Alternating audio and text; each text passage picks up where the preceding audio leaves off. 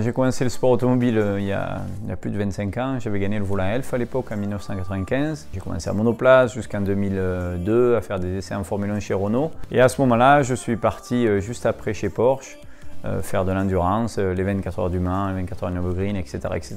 De 2001 exactement jusqu'à aujourd'hui, donc j'ai loupé aucune édition. Ça m'a permis de les gagner 3 fois. Et puis se sont enchaînés le championnat du monde d'endurance que j'ai gagné en 2016. Et puis à la suite de ça, j'ai rajouté quelques petites catégories comme Pikes Peak ou le rallye, etc. qui sont à la base pour moi des catégories de rêve.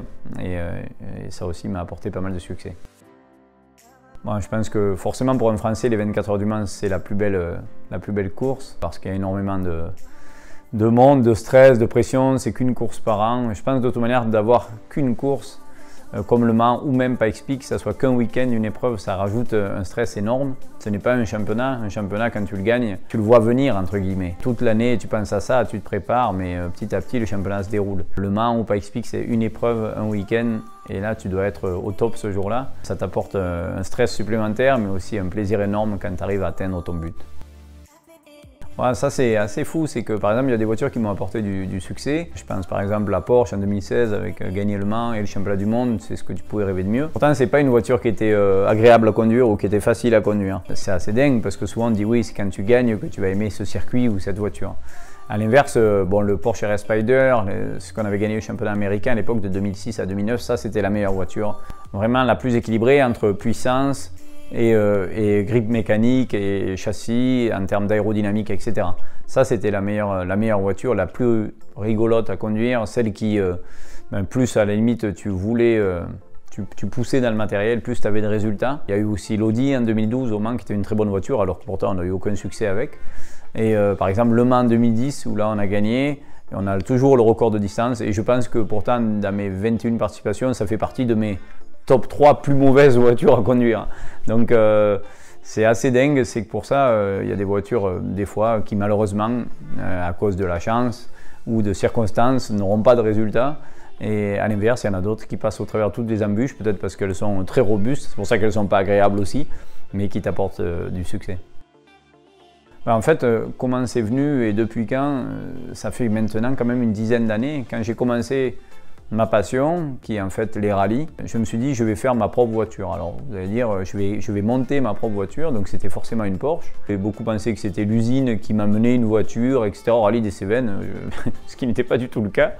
Et moi en fait j'ai toujours aimé et adoré la mécanique. Quand j'étais gamin, je préparais mes propres moteurs de kart avec mon préparateur à l'époque le mercredi, le samedi, le dimanche, au lieu d'aller avec mes potes au cinéma, on pourrait dire ça comme ça, mais moi je préférais aller chez mon préparateur de cartes qui était à côté d'Alès et je passais mes journées avec lui et j'adorais ça. Donc du coup, la mécanique m'a toujours vraiment plu et dès le moment où j'ai pu faire des rallyes, je me suis dit je veux faire forcément, on s'identifie quelque part à ses parents, comme mon père, être un petit amateur avec sa propre voiture.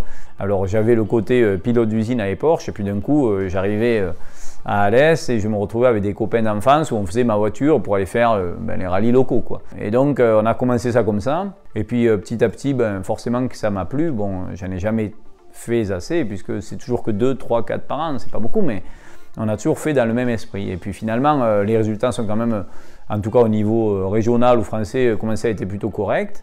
Et on a dit, bon, on va faire une autre Porsche un peu plus évoluée. Donc après, on a fait la 997, on commence à faire le championnat de France. Et puis on est au rallye Charbonnière à l'époque. Et puis on est en tête à 2 spéciales de la fin. Et puis malheureusement, il pleut et donc les WRC me passent et je finis 3e. Mais bon, nous, on était top contents parce que forcément, cette voiture faite ici, etc., développée là. Et puis d'un coup, à l'arrivée, j'ai compris, et je le savais avant le départ, qu'on arriverait difficilement à la régulière à s'imposer sur des voitures de type WRC. Et donc je dis pourquoi pas, on va aller à Pikes Peak, je leur dis comme ça. Puis forcément, je ne sais pas pourquoi ce jour-là, j'ai dit parler de Pikes Peak, mais en fait ça aussi c'était un rêve d'enfance. Tout le monde a l'image de Vatanen, etc. Et moi c'est pareil, quand j'étais gamin, je regardais cette vidéo sans arrêt. J'ai dit bon mais on part là-bas. Et puis en fait, quand j'ai dit ça, forcément que toute ma petite équipe, là d'un coup le lundi matin, ils m'ont dit bon maintenant on y va à Pikes Peak, c'était ça quoi. Et on a dit bon mais ok, on y va, donc on trouve une Porsche qu'on remonte, qu'on prépare ici. cette fameuse 997 qui était à l'époque magnifique, gris mat. Encore une fois, beaucoup de personnes ont pensé que ça venait de l'usine, mais non, c'était complètement privé. On a fait ça ici au pôle, on a roulé sur l'aérodrome à côté pour mettre des énormes ailerons.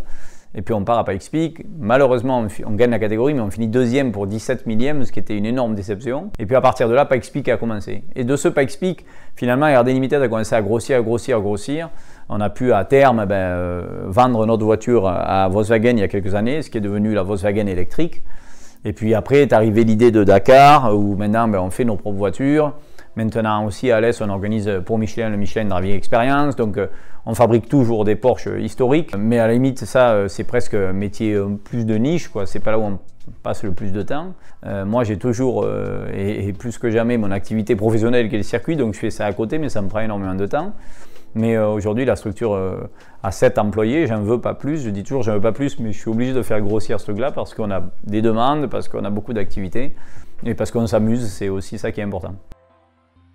Les projets, il y en a plein. Déjà pour RD Limited, forcément le Dakar, où on aura 2 voitures là, où c'est pour nous la course un petit peu de l'année. C'est de loin pas la plus facile pour nous et pour moi. Car c'est pas du tout ma spécialité. Et ici, donc RD Limited, on a, comme je vous ai dit, un peu de tout, beaucoup de Porsche forcément. Ça c'est ma Porsche 4 litres que j'utilisais à l'époque, que maintenant on loue de temps en temps. Elle était à Pikes Peak cette année. Elle va participer au Rallye du Var avec un client. En face des Porsche VH, où ça arrive du Tour de Corse directement. Là-bas sous la bâche, on est en train de restaurer une magnifique Porsche 959 de l'usine de l'époque. On a un peu de tout. On a aussi, mais ça on en parle très peu, parce qu'on ne doit pas en parler, c'est confidentiel. On a pas mal de projets constructeurs forcément pour Porsche. Il y a plein de fois où Porsche ne veut pas développer des voitures en interne, vraiment des projets de niche, où il les donne en sous-traitance à des structures. Et c'est le cas, on a un projet qu'on doit finir pour fin de l'année prochaine. Je ne peux pas vous en parler plus, mais qui sera vraiment intéressant, qui sera assez rigolo, complètement différent du sport auto, mais qui a un lien forcément avec le sport auto, c'est pour ça que je suis dedans. Donc ça, c'est quelque chose que l'on doit finir pour 2022, qui nous tient déjà beaucoup de temps, mais ça sera surtout après le Dakar. Et à côté, il y a donc un autre atelier où on met tout ce qui est Dakar, la préparation des voitures, le montage, etc. Parce que le Dakar étant salle, et moi j'aime qu'ici, en venant du circuit, ça soit clinique, on met le Dakar à côté. Voilà, donc je vais vous montrer ça.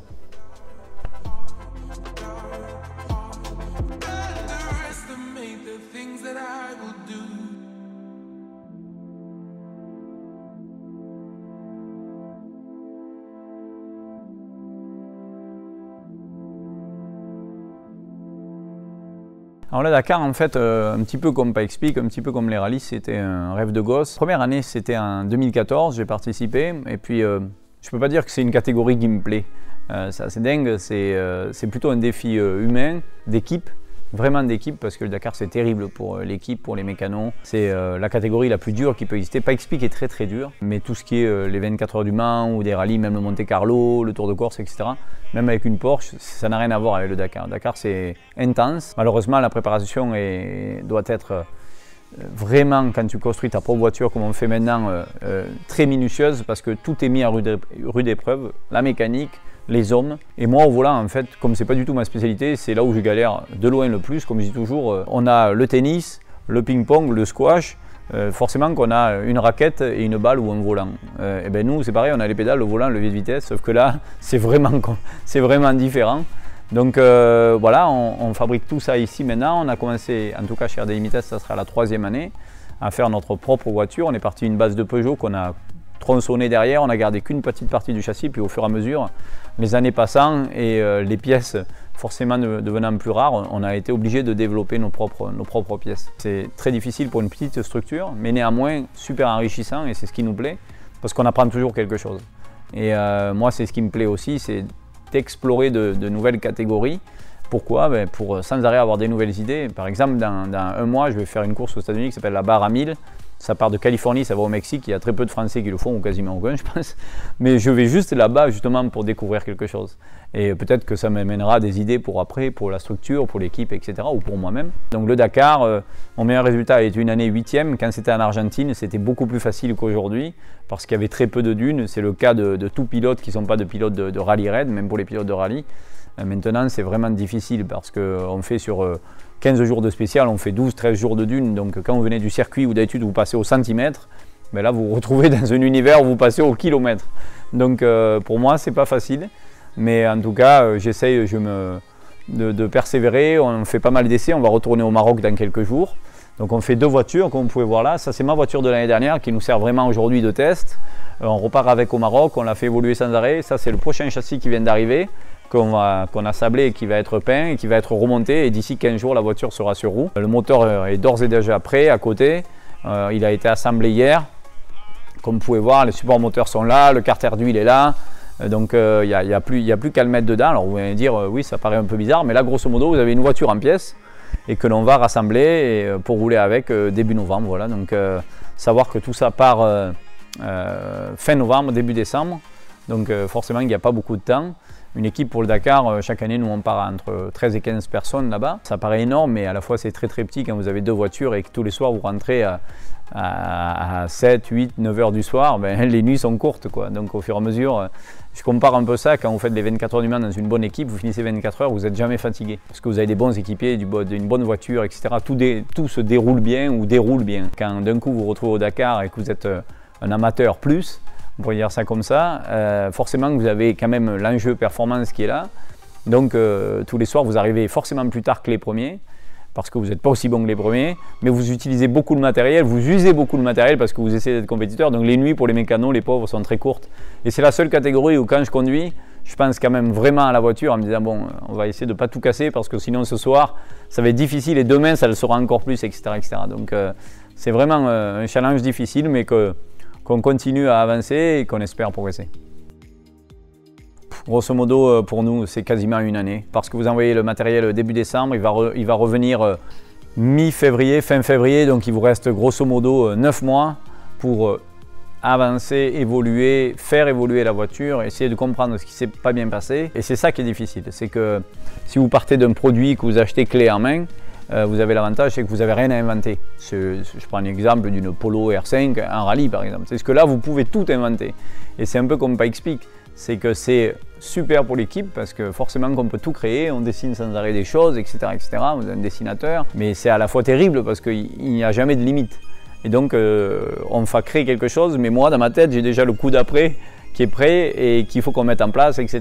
Donc c'est aussi très frustrant parce que souvent on n'évolue pas à la vitesse que moi j'aimerais aller, mais d'un autre côté on apprend sans arrêt des choses et ça c'est bien. Les nouveaux projets ils diminuent au fur et à mesure parce qu'il m'en reste pas beaucoup à faire. C'est pour ça d'ailleurs que je vais aller aux États-Unis faire cette barre à 1000. Des idées, il y en a toujours, des évolutions, il y en a toujours et c'est ce qui est important. Aujourd'hui, RD Limited ne vit pas que pour Romain Dumas.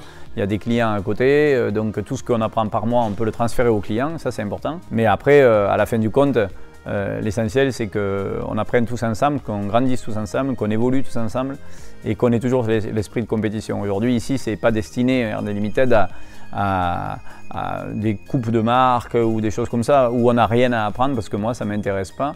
Donc c'est pour ça que j'ai jamais été impliqué en circuit dans de la Porsche Carrera Cup ou en rallye dans des coupes où je sais comme c'est très compliqué d'être devant, c'est pas du tout sous-estimé quand je dis ça parce que je connais la difficulté des coupes de marque. Mais à l'inverse, moi ce qui m'intéresse c'est vraiment qu'on évolue, qu'on apprenne des choses, qu'on peut transférer après pour d'autres choses et notamment des constructeurs.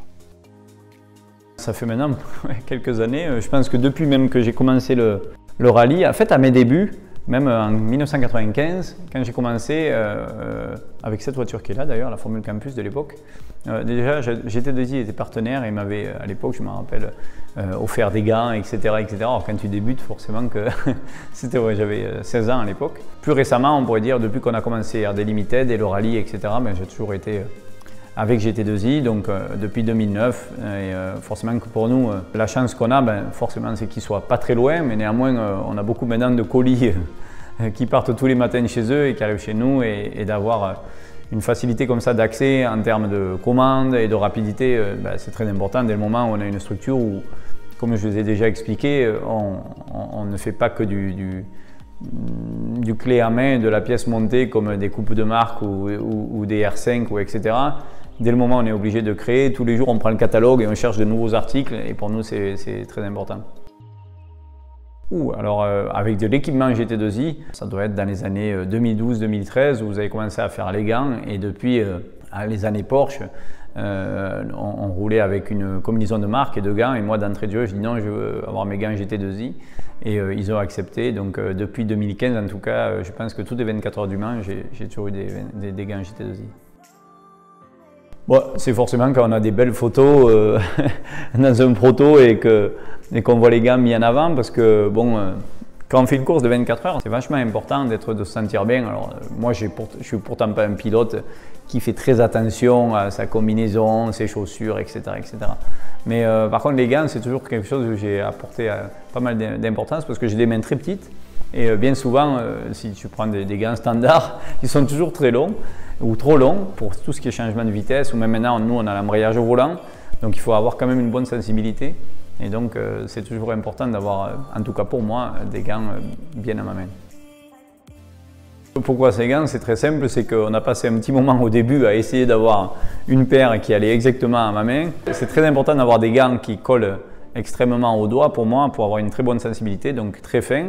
Alors forcément qu'au début, la couture, de l'avoir au bon endroit, etc., on y a passé un petit peu de temps, mais depuis, je ne change rien.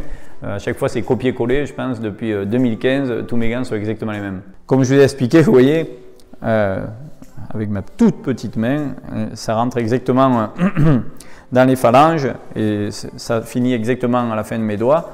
On a essayé de mettre les coutures à l'extérieur parce que, comme vous voyez là, avec nos protos des 24 heures du Mans, on actionne la palette d'embrayage. On n'a pas d'anti-calage en fait, donc c'est très facile de caler avec un proto du Mans. Donc c'est pour ça que ça c'est très très important. Après le design on le change à chaque fois parce que suivant les courses, suivant les partenaires, là par exemple c'était pour une association de Montpellier pour des enfants malades, on avait fait cette paire de gants pour le Dakar. Donc c'était super sympa de faire ça pour eux. C'était le Dakar dernier et donc on avait permis, ces gants après ont été mis lors d'une vente aux enchères et ont permis, enfin d'autres paires à lesquelles j'ai participé, ceux-là sont neufs, et ont permis de rapporter des fonds pour des enfants.